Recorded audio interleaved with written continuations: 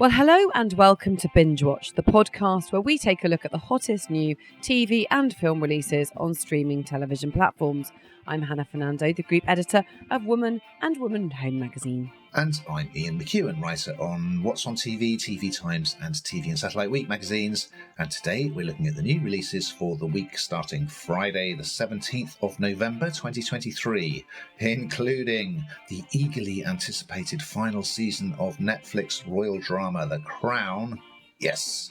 And Keanu Reeves and racing driver Jensen teaming up to tell Brawn, the impossible Formula One story, on Disney+.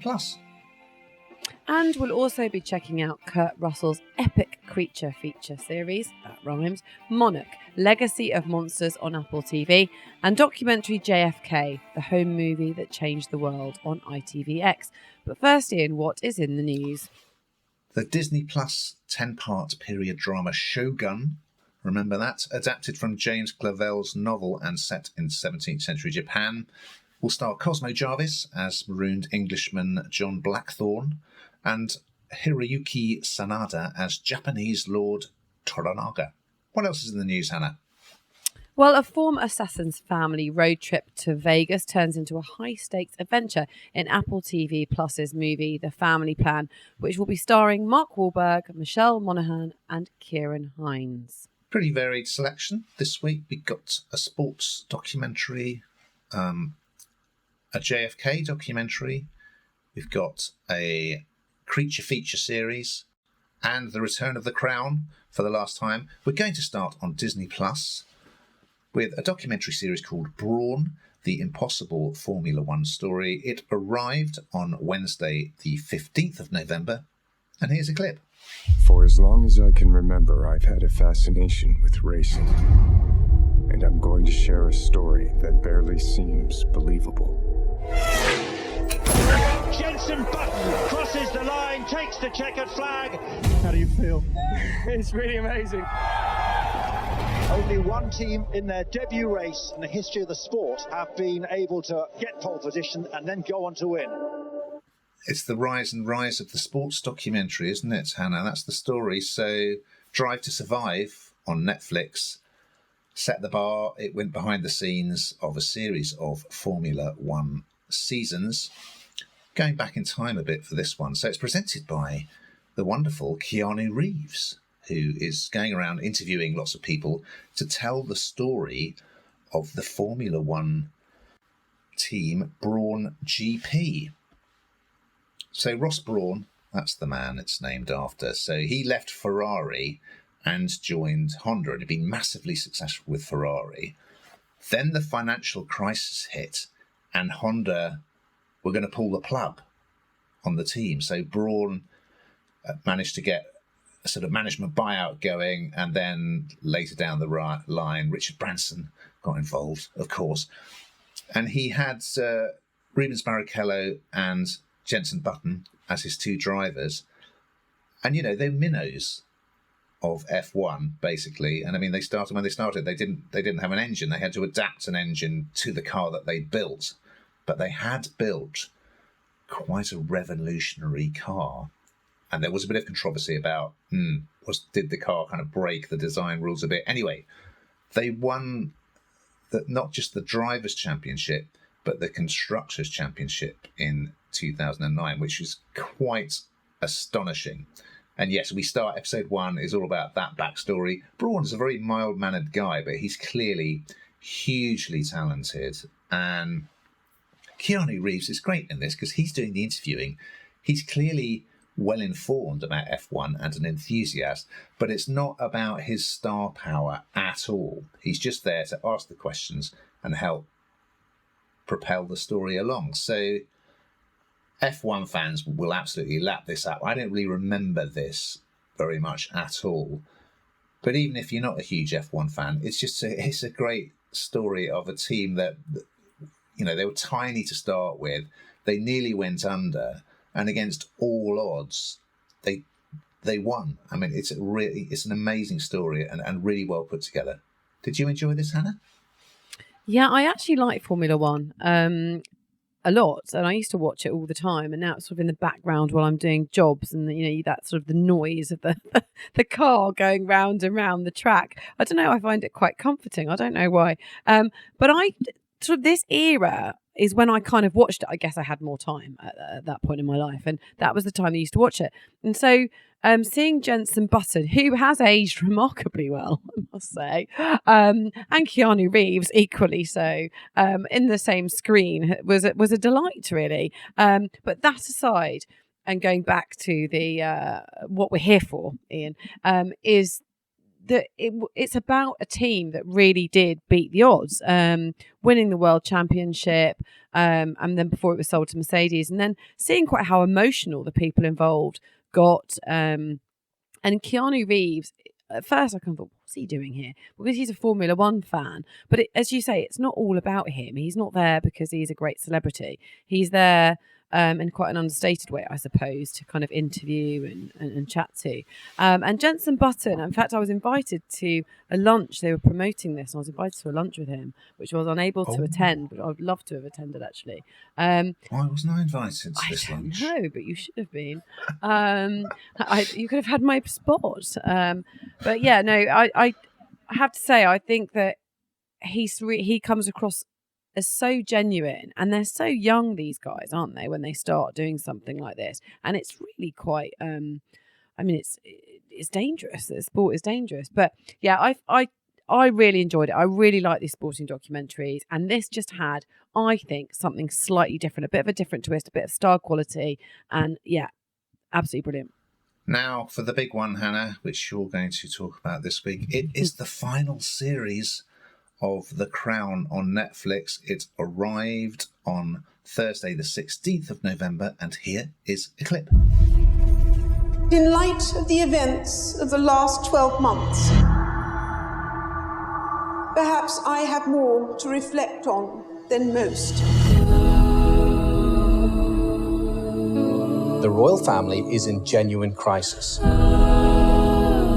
Have royal scandals damaged the country's reputation? Yes, this is the final season of The Crown, and I'm looking forward to it. We kind of touched on it last week, and there's part of me that's a bit concerned about this one, I should say, because it's weird. As the seasons have gone along, of course, it's closer and closer to the times that we remember. So, I, for example, remember exactly where I was when Princess Diana died, and I think a lot of people do. And then their memories, so previously when I was first watching it, I was really intrigued by the whole thing, and it was really hard to kind of separate the fact from the fiction, I suppose, to a degree, particularly as visually it's incredibly factual in terms of, outfits and what have you. Done an incredible job on that front.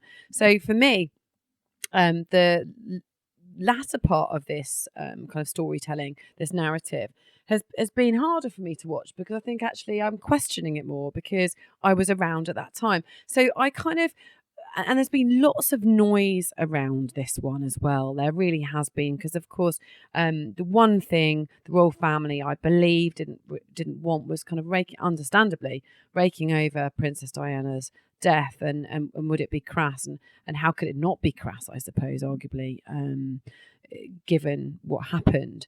And Netflix have indeed done that. They have gone near there. So we've covered nearly 50 years of kind of royal time, and this is the 6th and final 10-part season. So it's going to air in 2 parts, the first 4 episodes, and then the final 6 episodes on the 14th of December. And it starts on Princess Diana's final days, and then goes into her tragic death. And I don't think there'll be much grey area for people. I think it will be quite Marmite. I think some people will think that it's the wrong thing to have done, and some people will think, well, they're just making a drama out of something that is real and that did happen, and they're just sort of touching on history, and so therefore you couldn't leave that part of the story out. So I do think it may be quite divisive this season more than any other, particularly as I think there's so much sort of love for Princes William and Harry as well. I think it will be tricky, and I do think it'll be a bit Marmite for people. And I also was really interested to see this one because, of course, I know the person who is playing Kate Middleton in this as well. So that's been an interesting journey personally to see her kind of grow and see her do amazing things. I just don't know whether it's gone too far, and I feel quite agnostic about it. I just don't know. It is really still where I sit. I don't know that I'm entirely comfortable with it, but equally, it is part of history. I do think everybody's done a great job of kind of continuing to, Dominic West as Prince Charles, his relationship with Camilla Parker Bowles, played by Olivia Williams. Tony Blair forms a part of this, and his narrative will be interesting because, of course, we've seen in previous episodes someone like John Major stepping out and saying, I didn't say that. That wasn't true. It will be interesting to see whether you get the same thing here because, of course, there's conversation around the fact that the Queen's, what she was going to say about Princess Diana's death, perhaps had to be rethought, that Tony Blair was behind that at the time.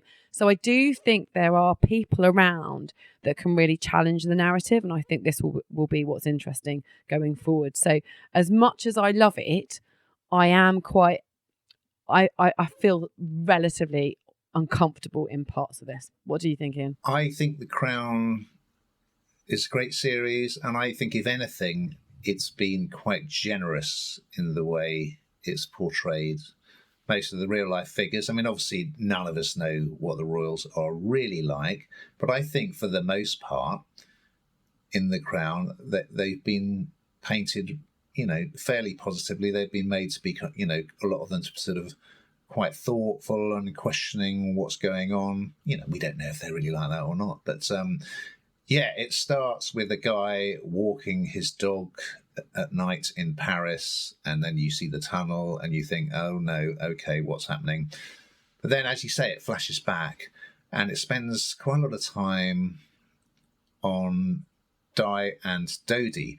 And I would say Mohammed Al Fayed, who of course is no longer with us, he does not come out at all well in this portrayal. He's a sort of a schemer, really, and he's trying to set his son up with Di, and it's suggested, obviously, because he's always wanted British citizenship, and it suggests he's got this ulterior motive. And Dodi, I mean, when he met Diana, he was 2 weeks away from getting married. It's anyway. I just think it's really well done, and Elizabeth Debicki is superb as Di. She's absolutely great. And again, Olivia Williams as Parker Bowles. You've got Leslie Manville as Princess Margaret. And I think Imelda Staunton is the best queen of The Crown. No, Claire Foy. Okay. Much as I like Jonathan Pryce, I think he is a bit miscast as Prince Philip, even though he's a great actor, but I don't quite buy him. And Bertie Cavell is great as Blair, I must say. Over the series, here and there, The Crown has lost its way a little bit, but by and large, it's been really, really good, really well done, well cast, well written. And I think this is more of the same. And we're going to see a lot more about Harry and Will's and kind of the royal romances. So I cannot wait to watch more. Episode 1 was superb. And now for something completely different, as they say, Hannah. Over on Apple TV Plus, it's a new sci-fi series which arrives on Friday the 17th of November. It's called Monarch, Legacy of Monsters, and here's a clip. This is the world we live in. Monsters are an inescapable reality.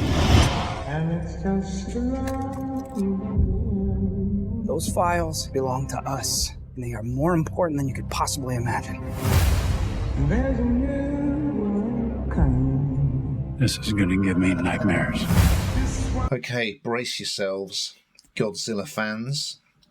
This is a 10-parter, and it stars the great Kurt Russell and his son, Wyatt, who really looks like a chip off the old block. And the first scene is pretty exciting. You see this guy, he's being attacked by a giant spider, so immediately, tick. And then a giant crab appears and the spider and the crab have a massive fight. So that's really exciting. It's great. And the guy throws this suitcase into the sea. And you think, oh, okay, what's going on there?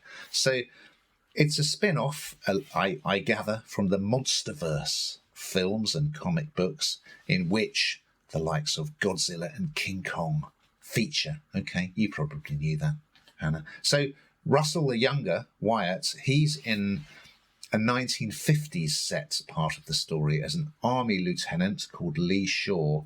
He's going with two scientists to investigate some strange phenomena, okay? And then when they get there, something unexpected and quite surprising happens. Meanwhile, in 2015, you've got Kurt Russell. Now, he's playing the older version of Lee, and he's living in a Japanese retirement complex. Then this modern timeline is set after a big battle between Godzilla and some other monsters which devastated San Francisco. And if you saw the 2014 movie Godzilla, that's what happened in that. So I'm not really into the whole Godzilla thing, I must admit. I'm not that bothered. But this is well done. And they've taken some time to create some interesting characters and stories. So we meet a teacher called Kate, played by Anna Sawai, who was in San Francisco on G-Day, as it was called, and we see flashbacks to the day when Godzilla was wreaking havoc. She's come to Tokyo because her father, his plane went missing, he's presumed dead, and she's sort of come back to sort out his affairs. But when she knocks on the door of his home, someone else is living there. Hello. But her dad's photos are all on the wall. It turns out she's got a half-brother, Kentaro, played by Ren Watabe, who she never knew about. But this mysterious bag that was thrown into the sea is there, and they team up to find out what's it all about, what's it mean. And there's this organisation called Monarch is going to sort of come to light. What have they been up to? So I feel it's been well done. I like Kurt Russell. I think his son's pretty good in this. I think there are some well-drawn characters, but I mean, I guess I'd like to see if it's going to be a creature feature series. I just want to see plenty of monsters ASAP. So although we see them in the first sequence, then we get a few flashbacks, little glimpses of Godzilla. I think I probably like more of that. It's just not a franchise that I'm particularly invested in. But I think if for people who are fans, and there've been, good and bad Godzilla movies over the years, haven't there? I think this is up there. I think it's quality, if you like that sort of thing. Hannah, one for you? Not really. I mean, it's a bit complex, isn't it? I struggle with this kind of jumping forward and backward. And I think you make a really valid point about the fact that if it's going to be a creature feature, make it about the creatures. It feels like a bit less invested in them than actually trying to find out what's happened to the father and, the fact that she's found a brother that she didn't know she had and this bag. It's all a bit deep. I mean, to be honest with you, like you say, if it's just going to be about creatures, then that's what you want to see, and them coming and taking over the world or whatever they're going to do. So I don't think there's anything to particularly not like about it. It's just, for me, it's almost kind of, you've got the genre, it's cut out, it's there, but you're going to kind of deviate. And I suppose that's all about trying to be a bit different, and I don't think it needs to be. We're going to finish on ITVX with a documentary called JFK, the Home Movie That Changed the World, which arrived on Thursday, the 16th of November. And here is a clip. It appears as though something has happened in the motorcade route. Something, I repeat, has happened in the motorcade route. 3 shots were heard to ring out. Mrs. Kennedy was heard by reporters nearby to scream, "Oh no." Yeah, so we were sent the screener of this, and you can see what's happened, but I didn't realise until I watched some of this that actually there's so much out there on JFK. And I know that sounds ridiculous, doesn't it? But I don't think I've sat down and watched a lot of it. And then I kind of did a bit of research into it and realised that there's just been so much out there. In fact, over 1,000 books have been written. I think a lot of them are conspiracy theories, mind you. But this is from a very, very different viewpoint. So this is using footage and telling the story of a Jewish immigrant called Abraham Zapruder, who was who has the footage of the actual shooting. Well, of course, there was lots of conspiracy theories around this death, wasn't there, with JFK? You know, how it was done. Was it somebody that just wanted to, you know, to kill him? Was it a conspiracy to kill him? What was it? And this was the actual footage, and they in this. I don't know about you, but I found it incredibly moving. I felt really. I mean, obviously, I never knew him. I often think this when people in the public eye die, and you feel the sense of emotion for somebody you didn't actually really know. And of course, this is many, many years ago. You know, no bearing on my life, if you like, but it just felt so dreadfully sad. And I don't think I've seen anything so real. So, you know, his wife was sitting next to him. The blood stained clothes that she was wearing at the end of it as she held him, and then the bodyguards, people around them, were all interviewed as well. And so it's kind of I don't know, it feels incredibly raw, yet and these grown men who are now really, you know, sort of much older, are just welling up talking about it. The kind of the PTSD that they must have would be absolutely awful. I think it's a really interesting way. I know that it took a long time to get hold of this guy, to be able to get this footage. I think he was a home movie enthusiast, and to get hold of this footage to try and do something like this. But I think it is really, really compelling, really, really moving, and brings to life something that so much has been written about. And yet here it is, laid bare. This is it. So to be honest with you, it's you need time to watch this, and you need your tissues at the ready, I think. What do you think, Im? Yes, I was moved by it, like you, and I suppose, I mean, they're not that similar, but as when Princess Diana died, and there was this outpouring of national grief that surprised everyone, really, the intensity of it. JFK and Jackie were such icons in their day. And of course, this was an assassination, the first of a series of assassinations that hit America. It was absolutely huge. And I mean, we've all seen the footage of the motorcade many, many times, but I never knew who'd taken it. And as you say, it was this guy who was just an amateur film enthusiast, an immigrant, who arrived there with his 8mm camera. And so his story is interesting. And then you find out that Life magazine bought exclusive rights to his film. And then the film wasn't shown to the American public for years, which is really surprising. And he does actually, well, I think as the car goes behind a billboard or something, and as it comes out the other side, you can see JFK sort of clutching his throat because he's been shot the first time. But then there's this notorious sequence, I think it's called frame 313, which is the headshot of the second bullet. And I'd not seen that before, and it is shocking. It's just horrible. It's awful.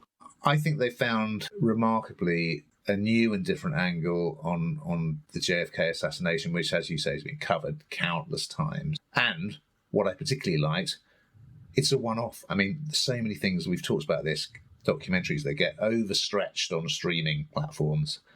And you think, when's it going to end? But yeah, this is a one-off. It's well done. Really striking colour, archive footage, and very moving as well. Now we've got to that time, Hannah, where we find out what you've been binge watching this week. Well, of course, Strictly. I'm going to say that every single week. But also, I stumbled Sunday. I had a bit of an event on Saturday night.